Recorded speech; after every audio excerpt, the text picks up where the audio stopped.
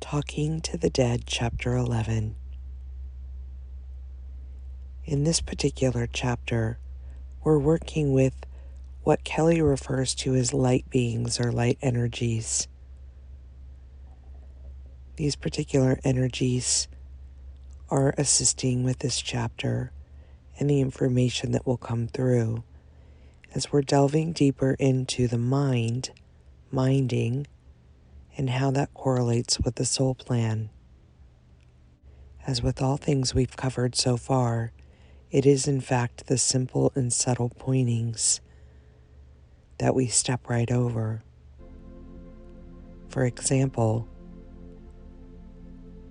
the avatar apparently needs the mind to eradicate the mind. The undoing of the mind is worked through with the mind, not against the mind. It needs itself to undo itself. In polarity, in duality, it is the key to the entry of the mind and the dismantling of the mind. They need each other. So when we get angry with the mind, or the thoughts it seems to be bringing forward, we do no service in the story except creating a resistance. And again, there's no right or wrong in this, for it seems as though in the illusion of time and space, it may loop in this area for quite some amount of time. Yet time is what undoes time. Mind is what undoes mind. Thought is what undoes thought. Illusion is what undoes illusion. The key to it is the key to undoing it, each uniquely presenting itself in the right ways. When the noticer and the witness become more aware of this and less interested in the avatar itself, it just does itself. It's the contradictions that are confusing, yet they're not contradictions at all. The key to it is the key. The key through it is the key. We talked about this a little bit in Pain and Suffering and Grief in Chapter 10. Undoing the grief and the pain is going into it.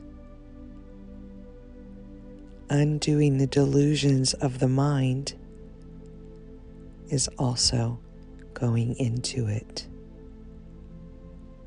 There's only one way, and that's in. It's the yes. Every no is pointing to the yes. Every exit is in fact the entry. It really is like a wall of mirrors, a fun house, a Dr. Seuss book. The whimsical way of it, so subtle. Everything we need, right here, right now. And even as you listen to this, it sounds impossible to believe. Why would everything be so simple when it feels so hard? That feeling of it being hard, of it being a struggle, is also just flipped inside out. It's confusion. It isn't hard at all. It is just eroding itself, one layer of residue at a time. The doership, the dabbler, the one thinking it needs to orchestrate all of this, Once it begins to settle in this knowingness and it deepens,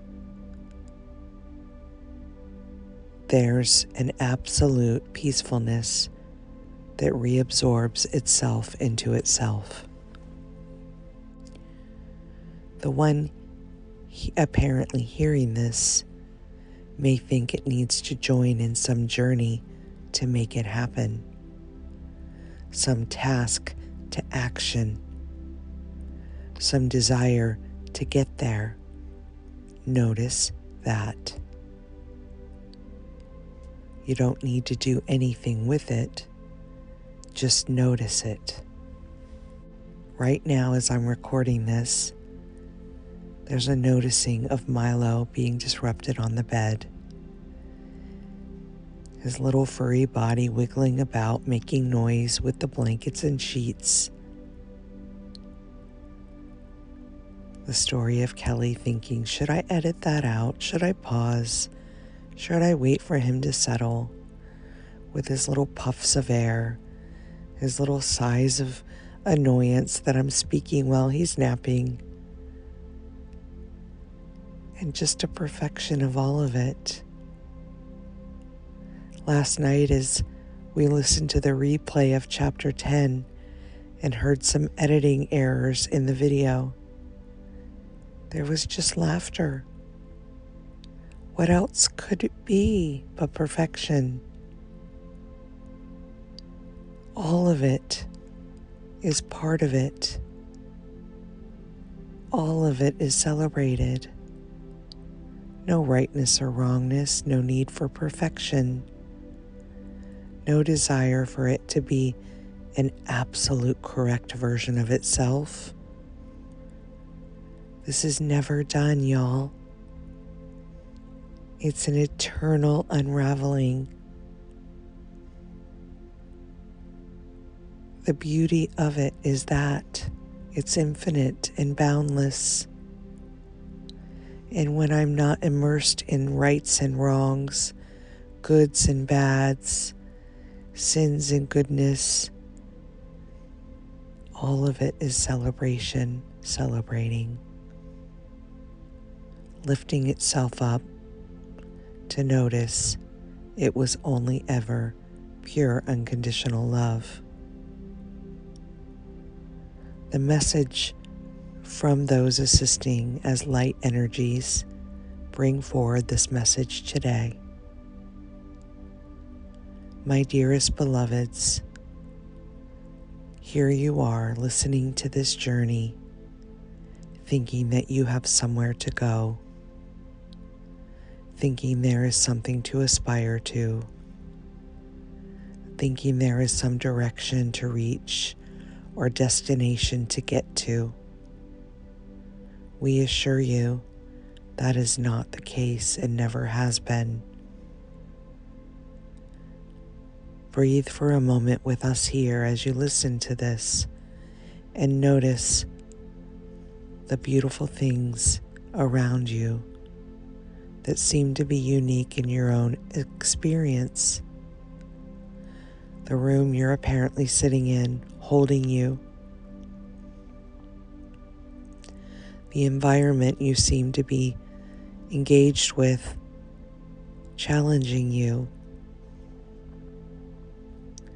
The moment you seem to be dabbling in, enticing you. The suffering you seem to be wrapped in, blanketing you. Each of these, perfection. This isn't a learning or a teaching at all. It's a noticing. And yet the one appearing to notice, the one appearing to need it, has never been so. It is part of the we, us, the this, the thing that cannot be named. It's never been forgotten or left behind, and it's never been unworthy of anything. For again, unworthiness is the key to worthiness. each thing pointing away from itself, simply to allow you to see both sides at once. That copper penny flipping in the air, wanting you to see the tails and the heads, wanting you to have all perspectives. Focus on neither, and both are shown. Give energy to neither, and all is known. Allow all of it to be as it is, and expansion does itself. Trip neither way, skip either way. There's no right or wrong. You're held in all of this. There's no mistakes. The path is endless, but no one takes a step on any path. It really is the most loving equation, mathematically appearing, variables seeming, all of it just stories storifying. The simplicity is so simple, so subtle. Reach for nothing, attach to nothing. Let it all pass through.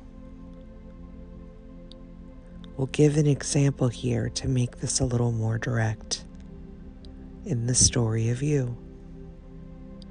As you're moving about your day to day, as all seems to occur, there will be things that you refer to as troubles or problematic. Just like a mirage in the desert, you may run to it and notice that it was never there. The frustration of it not being there after the run is what hurts.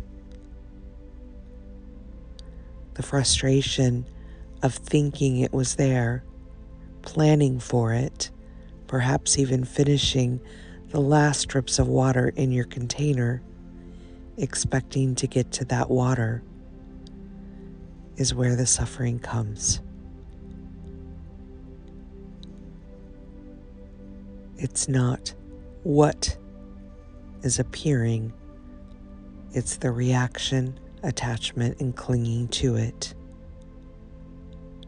If what is appearing, the mirage, is just seen as that, yet another mirage in the story. Nothing runs to it. Nothing utilizes the last of its resources. It just says, oh, look, and then let's go. It's that simple. It really is. Try it today. Notice something that seems problematic, seems disruptive in the moment. Look, there it is. There it goes. And keep moving. Report back how that works for you, because it truly is that simple. Of course, there's a willingness to this.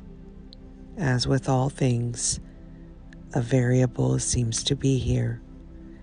Yet eventually that too, that noticing, reabsorbs into the abyss. Much love. Until next time.